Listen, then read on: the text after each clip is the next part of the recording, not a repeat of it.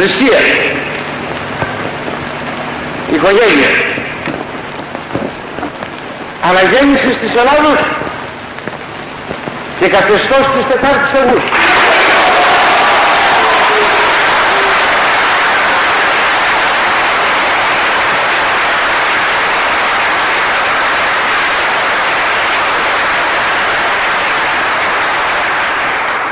Αυτό σας το λέω διότι είναι ο φρουρός, ο άγρυπνος φρουρός των όσων προανέφερα. Το τελευταίο.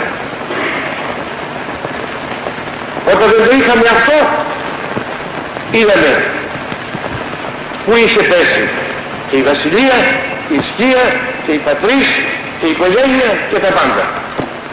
Τώρα το καθεστώς αυτό έχει ως πρώτον του κύριο προορισμό του να περιφρουρήσει την ύπαρξη και την κυριαρχία των όσων σας προανέφερα. Γι' αυτό είναι και εκ των κυρίων σκοπών της οργανώσεως και διαπαιδαγωγείται και η νεότης με αυτό το ιδεώδες και έχουμε το δικαίωμα να την διαπαιδαγωγήσουμε. Πρώτον μεν διότι ουσιαστικώς στην Ελλάδα μιλισμονείται και να θα απαντήσετε εις όλους όσους σας είπαν γιατί η νεολαία να αναμειγνύεται σε ζητήματα τα οποία είναι έξω της σφαίρας των παιδιών. Διότι την ανέμειξε.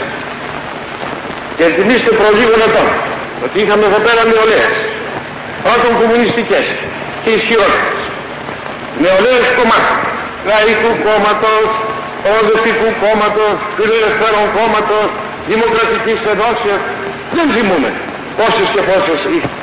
Τώρα αυτά εννοείται, τα σβήσαμε όλα και κάναμε μία εθνική νεολαία. Αλλά δεν μπορούμε να την αφήσουμε αδιάφορο.